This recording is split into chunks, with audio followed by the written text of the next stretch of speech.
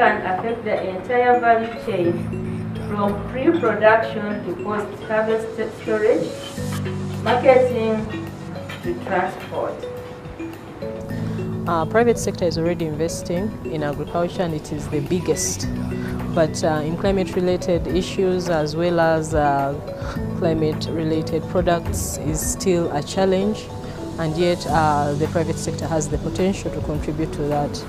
Now, we've carried out a study along the rice value chain, and the idea is that this study may inform on future policy options as well as investment options for the private sector.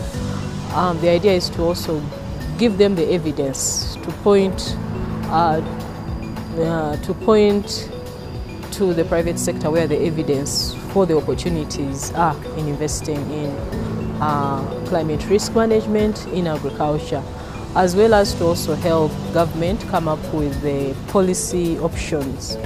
So one of the key messages that we found out through this research is that the impact of climate change are really not happening just at the production level of agricultural value chain, but are cutting across all along the value chain from production to processing up to the consumption level.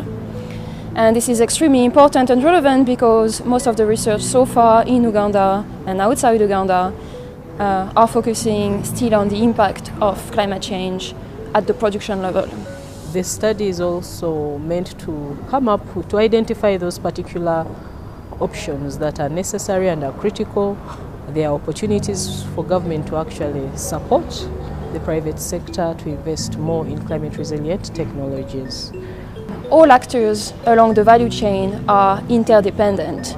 So if you are trying to address climate risk at one level of the value chain, let's say at the production level, you also need to engage with actors at the other level of the value chain.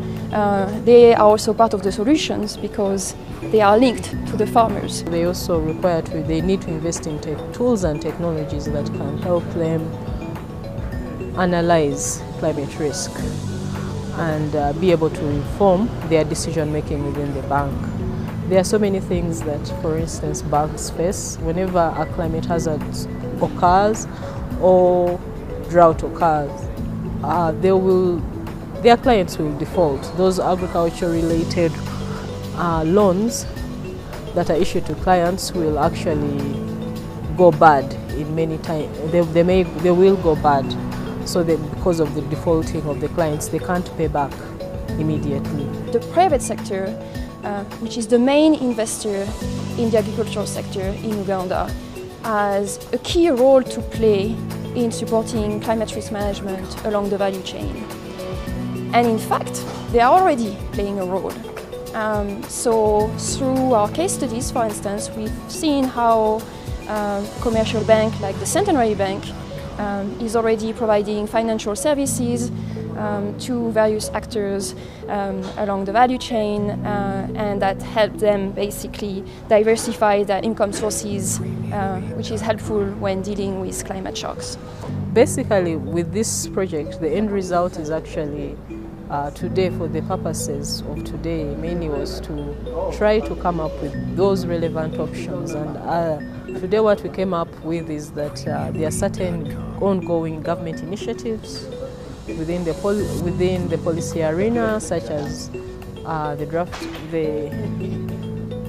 formulation of the agriculture extension law, and the agriculture extension policy, the irrigation policy, the review of the water and agriculture policy, water for production.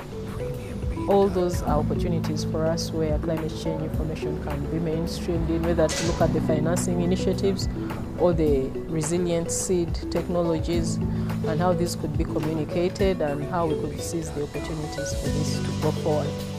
I guess our final message is also that more can be done by the private sector. And so what we have done is we've tried to identify priority investment options by the private sector. So for instance, by the Centenary Bank, by a company like Equator Seeds, to better support climate risk management. And that's what we've presented during this workshop.